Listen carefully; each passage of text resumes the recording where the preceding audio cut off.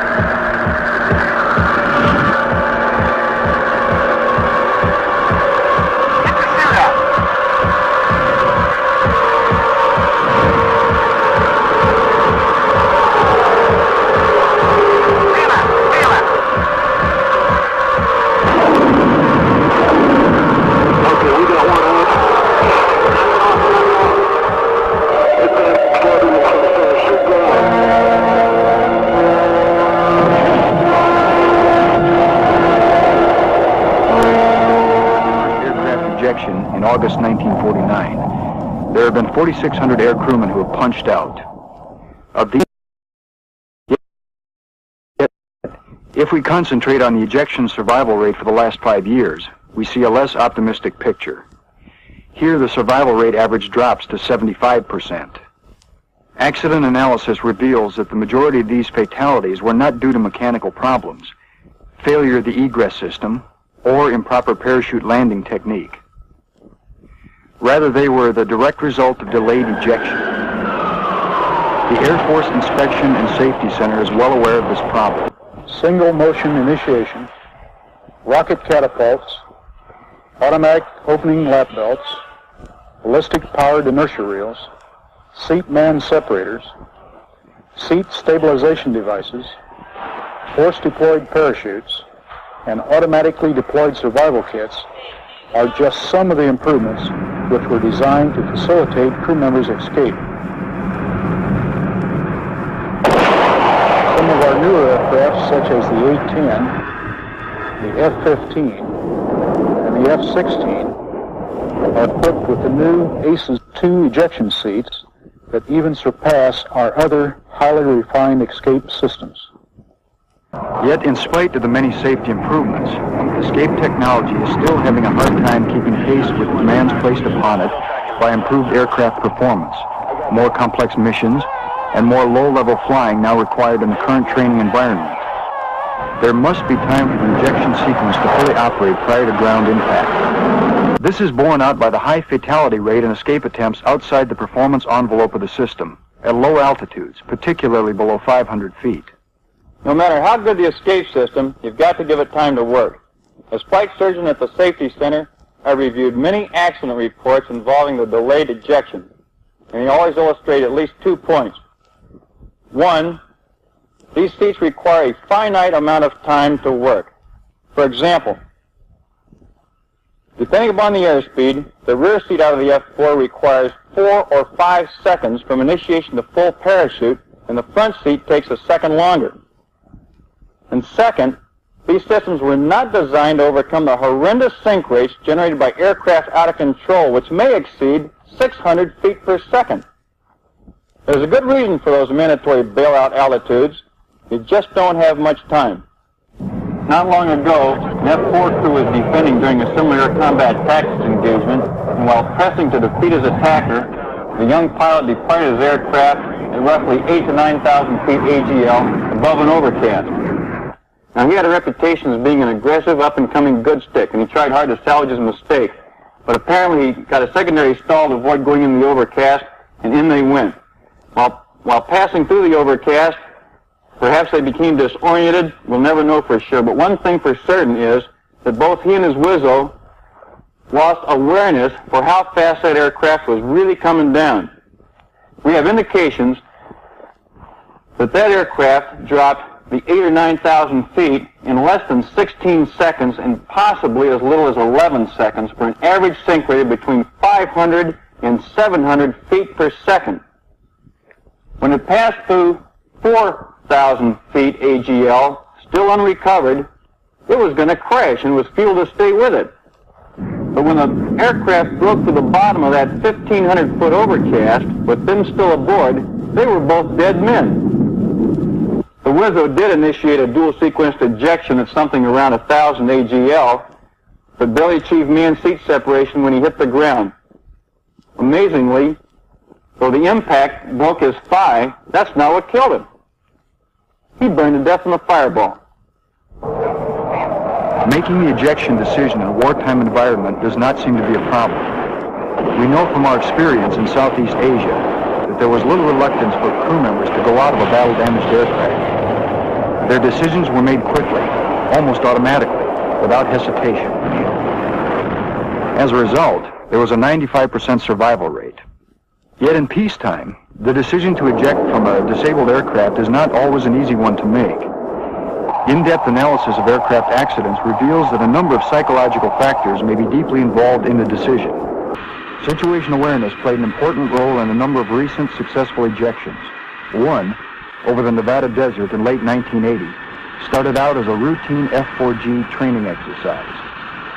I'm Lieutenant Colonel Roger Ayers, stationed at George Air Force Base. Fly the F-4G Weasel on 17th of December. We were up at Tonopah Electronic Warfare Range as I completed a strike shot on one of the emitters up there. Got a blink of master caution light.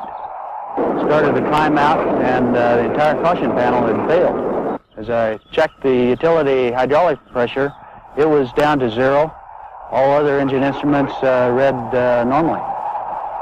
Climbed up, leveled off about 13,000 feet and 350 knots. By this time had lost PC-1, PC-2, and utility. The aircraft started an uncommanded roll to the left. This time made a radio call that we were ejecting, and followed that by ordering the Evo to eject at that time. Watched him go through the mirror, and as soon as he cleared the aircraft, about 45 degrees of bank, I initiated ejection. Took until we were approximately about 130 degrees of bank, maybe 40 degrees nose low by the time my ejection seat fired. While the entire process took about 45 seconds from the first blink of a master caution light to ejection, the decision to eject probably was made back in pilot training. The aircraft was uncontrollable. I had no flight controls and no hope for recovery of the aircraft. If I had it to do over again, while I assumed a good position overall for ejection, I did not let go of the stick and did not pull the handle with both hands, and subsequently my right shoulder was broken during the ejection process.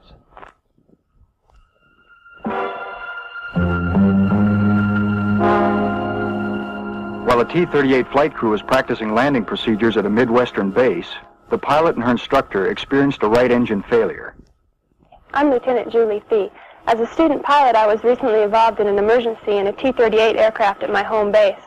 We came back from a routine sortie to do a heavyweight no-flap touch and go, and as we were climbing out, we got a fire in the right engine. We shut the engine down, but the fire burned through the control cables that led to the stabilator, and we had no pitch control. About that time, my instructor said it was time to get out of the aircraft. I said, okay, looked down and pulled my hand grips up and waited to hear him go behind me. Heard the boom, I squeezed my triggers, and that was the end of it. It was not nearly as scary as I'd always thought it would be.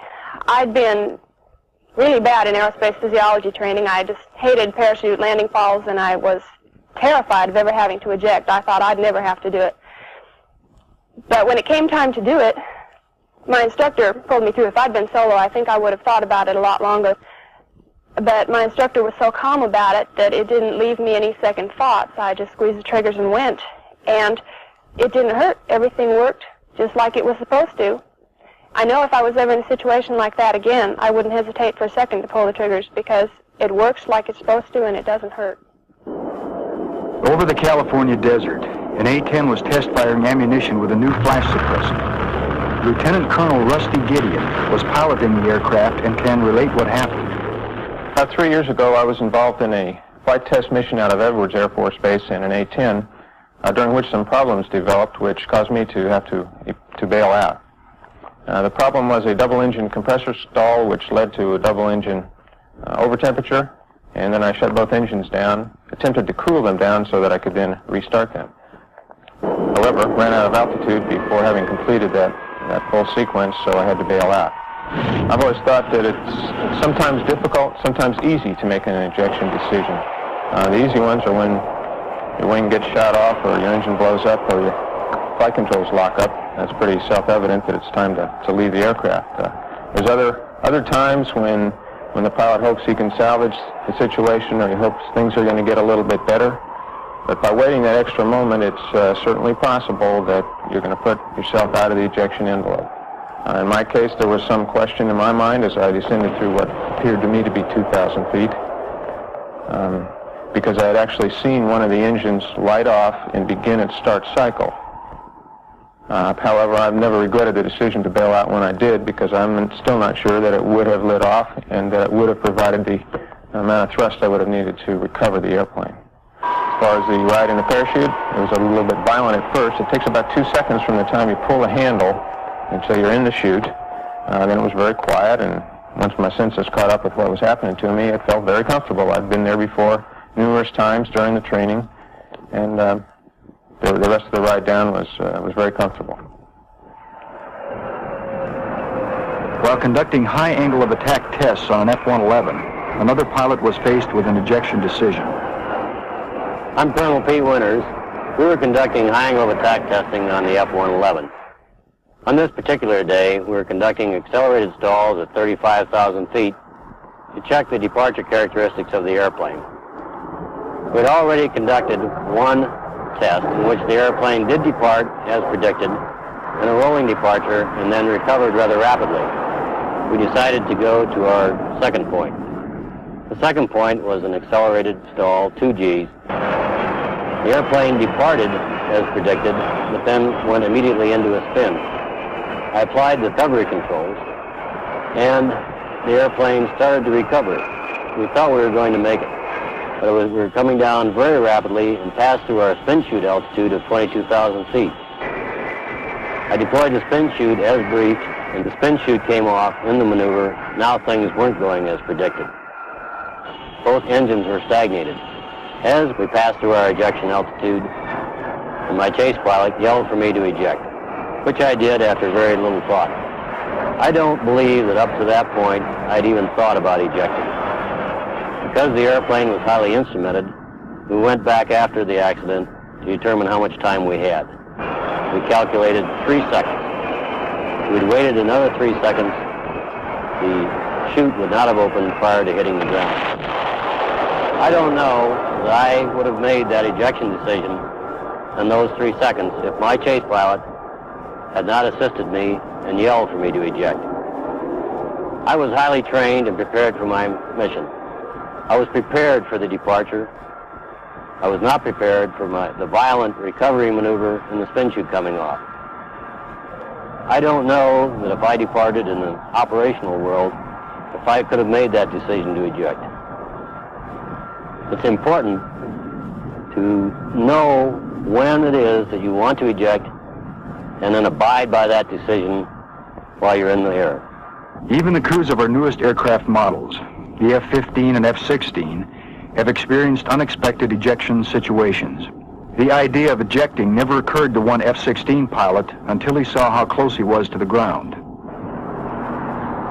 I'm Major Paul Rossetti. We were flying at low altitude on an F-16 operational test mission when I looked over my shoulder and saw an aggressor aircraft attacking my element. We made a defensive turn. After that, I made a wing lock.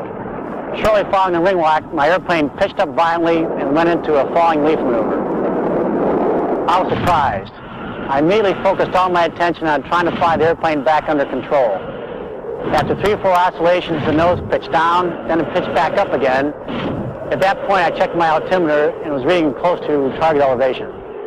I then looked out the window, got a close-up on a cactus, and decided it was time to eject. The ejection occurred about 700 feet AGL, about 5 seconds after going out of control. The aircraft was in a very high sink rate at that time. It impacted the ground about 4 seconds after I ejected, and the 4,500 pounds of fuel on board made a fairly sizable fireball. I was forced to make a 4-line jettison and steer my chute to miss the fireball. If I had waited another 2 or 3 seconds, if I had not had any prior parachute knowledge, or if I had a less capable seat, I would not have cleared the fireball. 4 thoughts on my ejection. Firstly, when the aircraft pitched out of control, I did not even consider the option of ejecting, even though I knew I was at very low altitude. Secondly, I did not realize that the aircraft was not going to make it until the nose pitched down, back up again, and I looked out at the ground. Once I had made up my mind the aircraft was not going to make it and I had written off the aircraft, only then did I turn to the question of survival. And finally, things happen a lot quicker than you think you're going to. You don't have as much time as you think. During a strike exercise involving multiple aircraft, an F-15A was involved in a mid-air collision. I'm Captain Bob Devos. I'm an F-15 pilot stationed at Holloman Air Force Base in New Mexico. On October the 3rd, 1979, I was commander of a composite force training mission past a close escort F-4 fighter bombers into and out of the Fallon Naval Air Station Range complex in Nevada. As I unloaded and rolled away from my last kill, I instinctively rolled to my right, and what I saw ruined my whole day. Another F-15 on an imminent collision course. The mid-air collision severed the nose of my F-15, disintegrated the canopy and windscreen, and instantly blinded me. I immediately reached for the ejection handle and ejected myself in the Aegis 2C at approximately 350 knots indicated airspeed and 20,000 feet MSL. The ejection sequence was both violent and instantaneous, very comparable to being fired out of the end of a shotgun. The most important thing about the ejection sequence was that I was alive. And the reason that I was alive was because I made the decision to eject, and then I executed that decision without any hesitation. I might add that I did not make the decision to eject on October the 3rd, 1979. This was a well-thought-out process over many years of flying. That is, my philosophy had always been, if I got myself into a situation where I could not determine the attitude or the capability of my aircraft, then I would eject, regardless of who was to blame. My message is simple and straightforward. If there is any doubt about the status of your aircraft, leave it. We can always rebuild the aircraft, but we cannot rebuild the pilots. Speed in today's aircraft has doubled and quadrupled from that possible in older models only a few years ago. These higher speeds mean a reduction in the time a pilot has to perceive, to interpret, and to appropriately react. We no longer have the luxury of time to deliberate for a decision. You, today's air crews, must be able to meet the challenges presented by the aircraft that you fly. The time to think about what you will do if an out-of-control situation occurs is on the ground. Up there, the solution must be automatic. If ejection is warranted, then it too must be without hesitation. We all knew guys who didn't.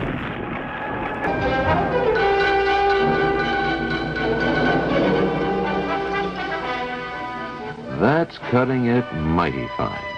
But it does show that with present equipment, you do have the capability to escape successfully from some pretty hairy situation, if you play it right. The margin can be awfully tight. In this case, the pilot made it.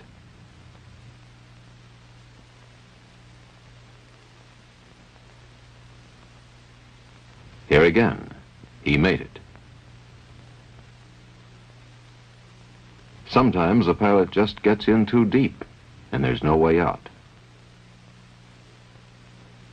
Many fatal ejections didn't have to turn out that way.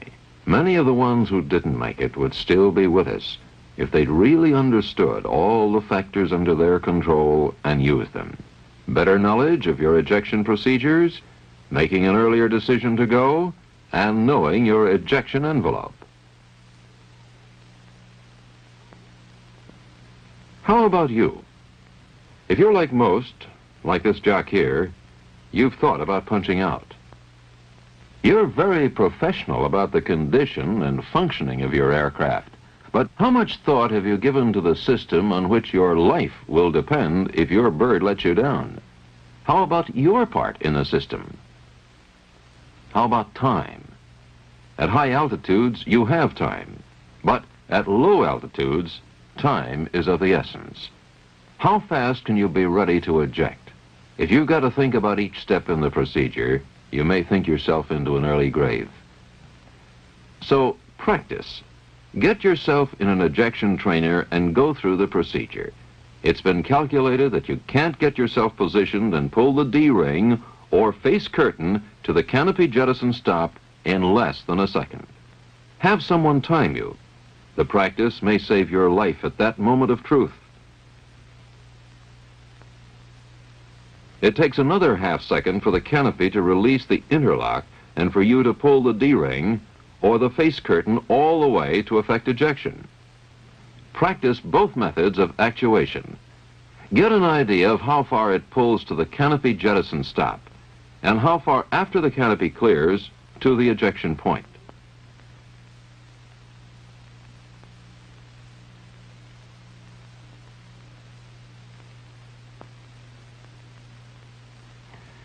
Practice keeping your back straight and your head back in the headrest. You may get better leverage by leaning forward, but that puts your back out of line just when it should be straight and increases your possibility of injury. There are a lot of different seats in U.S. aircraft.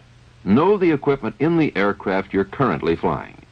It's not very likely that you'd spend precious seconds fumbling for that face curtain handle in a 105. The one that isn't there, that is. But you'd feel pretty foolish if you survive. Know your equipment. Know it well. You're likely to be in a big hurry when that time comes. Study your flight manual. It's got the full procedure, step by step. Then get in a trainer's seat and practice.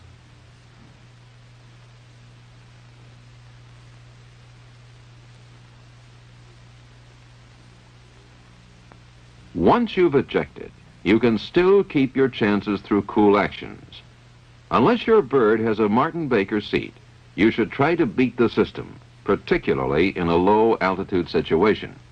You won't beat it, but you're ahead of the game if the system should fail. If it should fail, you've had your belt opened manually just about the time you started wondering when your automatic system would function. Remember, though, if your belt is manually opened, you've got to pull your own parachute ripcord. Do you really understand the zero lanyard? In Air Force aircraft, its function is to override the timer, giving you a chute up to 1 second sooner at low altitude. In Navy aircraft, the zero lanyard arms the parachute actuator as the seat leaves the cockpit. It's amazing how many pilots disconnected when they're doing low-altitude, high-speed work. They're afraid if they've got to go out fast and low, the lanyard is going to get them in trouble because of the danger of chute opening shock. It just doesn't work out that way. True enough, if you've got to go out above 450 knots indicated, you're faced with the effects of wind blast and flailing, but the chute will not be destroyed by the opening shock. The human body is just not very streamlined, and it slows down fast. The human form ejected into a 600-mile-an-hour airstream slows to 250 by seat-man separation. With a zero lanyard connected, your chute would open in 3.5 seconds at 160 miles per hour. That's why Air Force and Navy experience shows that out of nearly 6,000 ejections, not one man was lost due to chute destruction at high speed.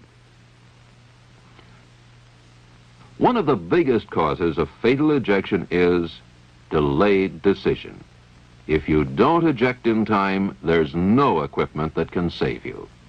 This is not the best place to make up your mind. The earlier you make your decision, the better your chances. The best decisions are made in the pilot's lounge. That way, when the moment arrives, you don't waste time thinking. You react.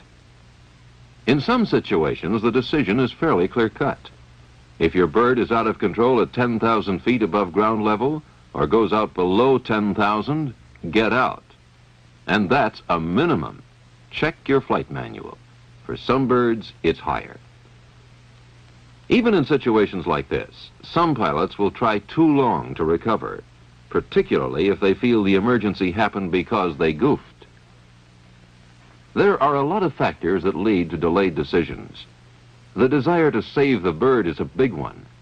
The desire to pull off a difficult feat with skill looms large.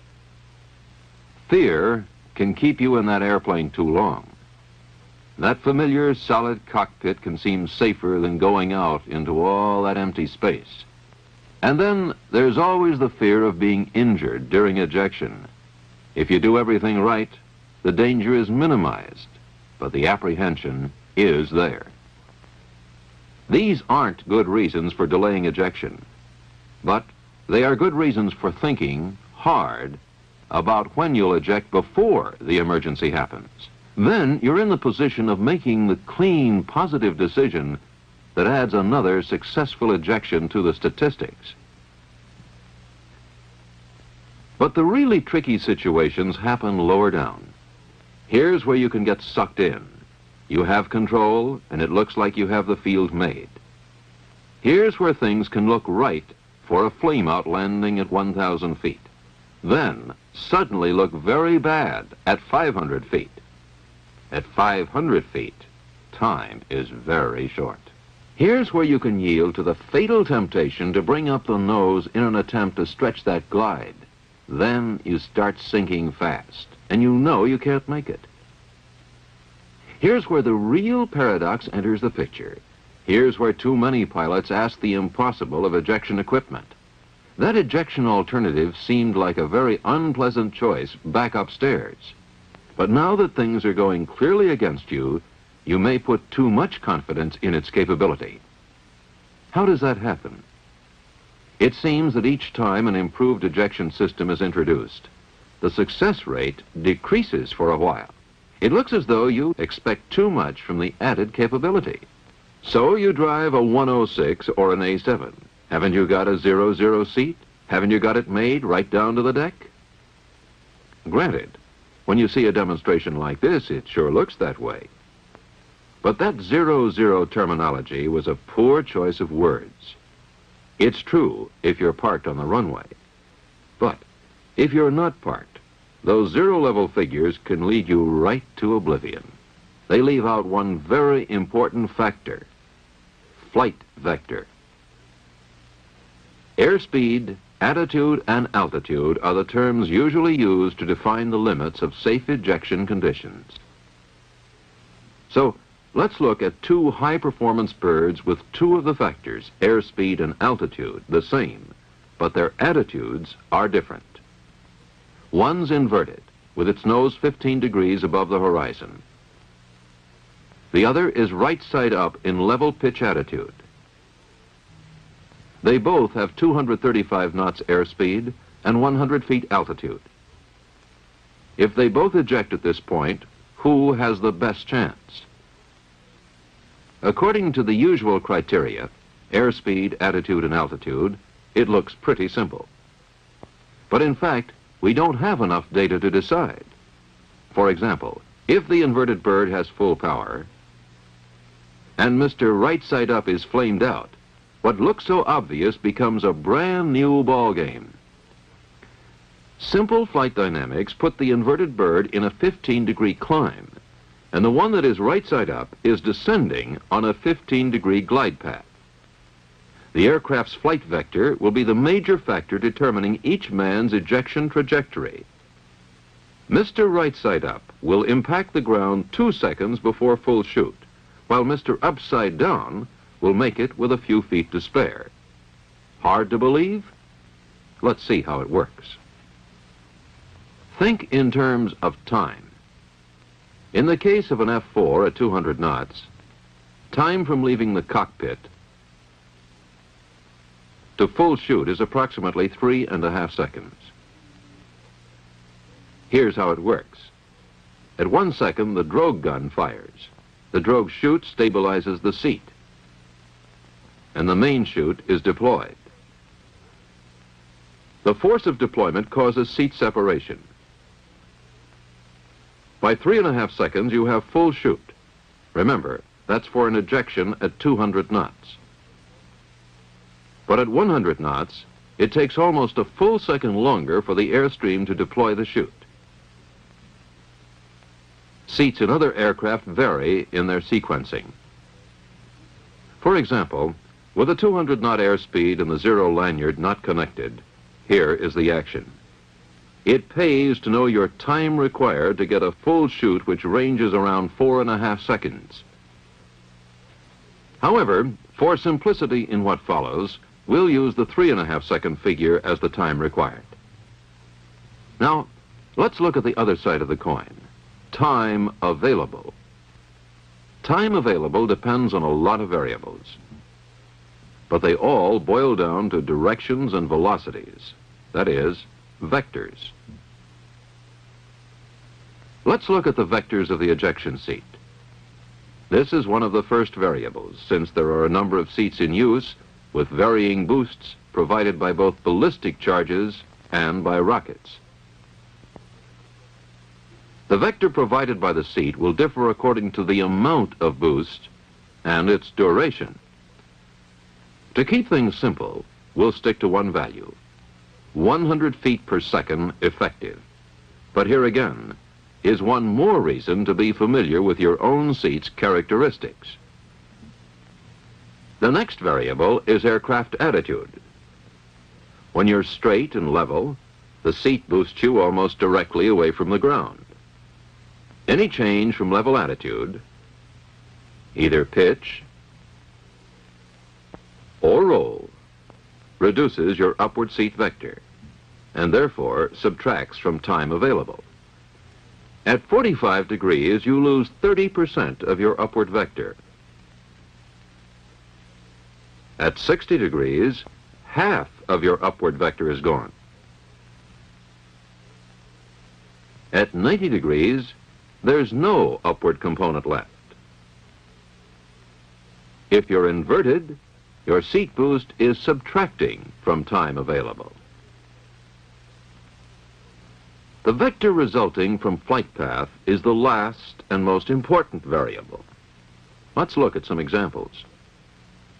Using ejection altitude as your reference line and a line in the 10-degree flight path with a length proportional to its airspeed of 180 knots, which is 300 feet per second,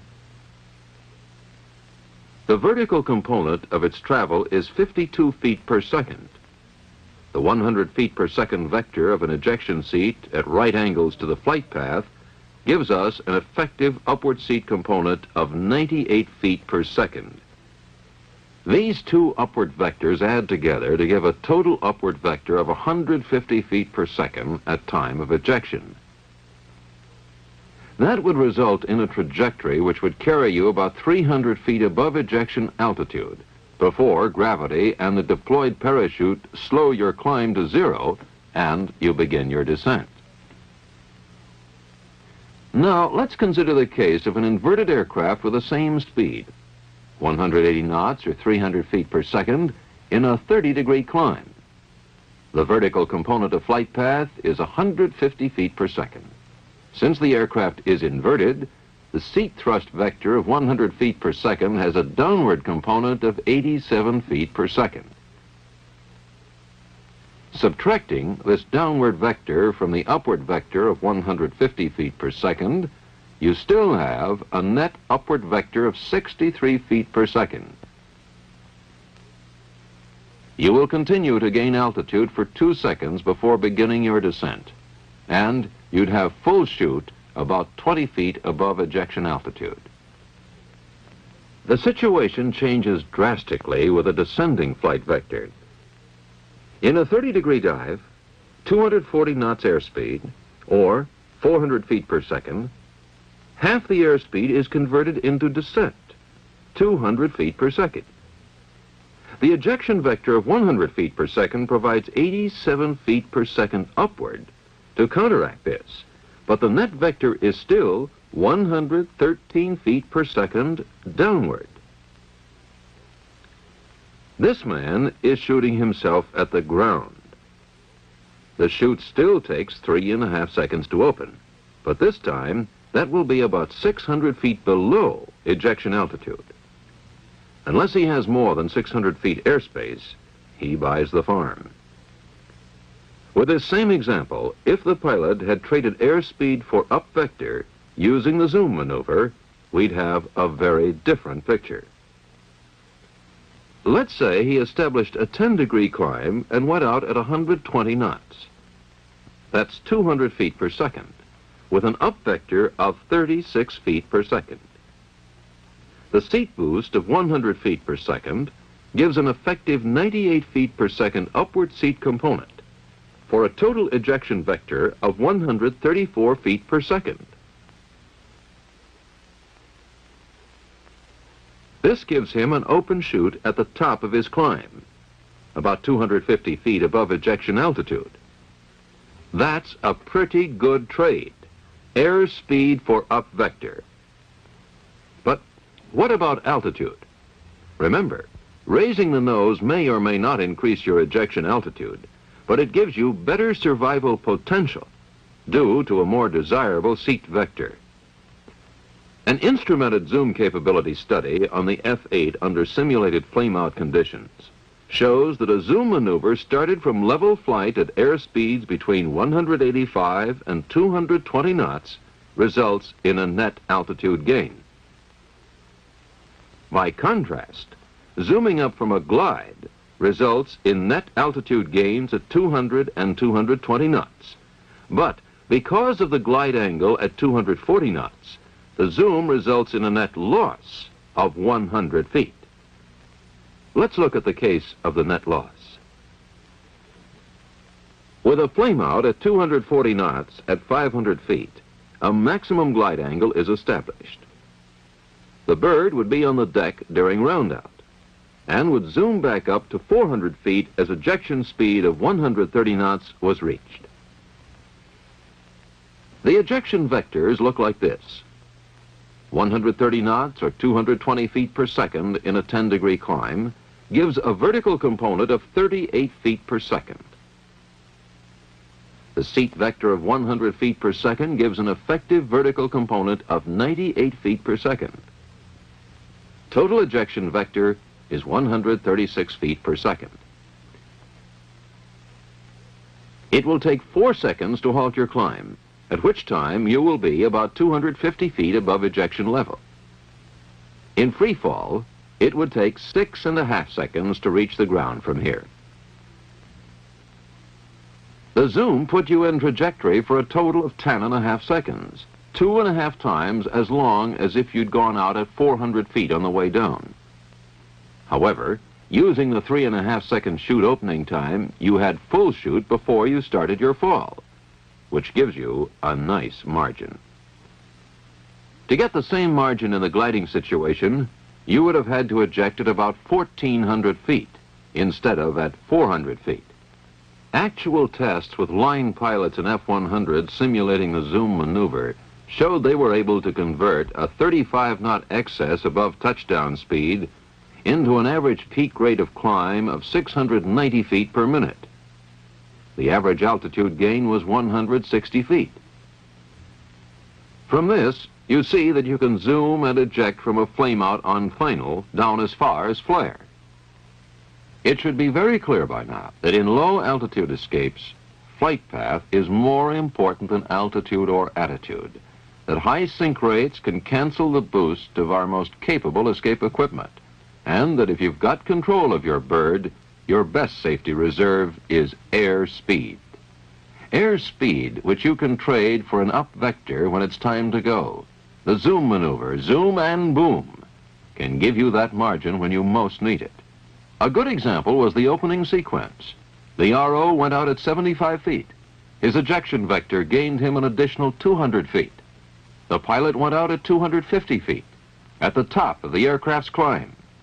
Without up vector from the aircraft's attitude, the pilot gained only 25 feet and had full chute at 69 feet.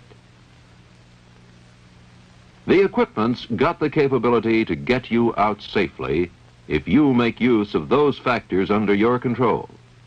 Know your equipment and procedures, and know them well. Make your decision early so your actions will be positive and correct.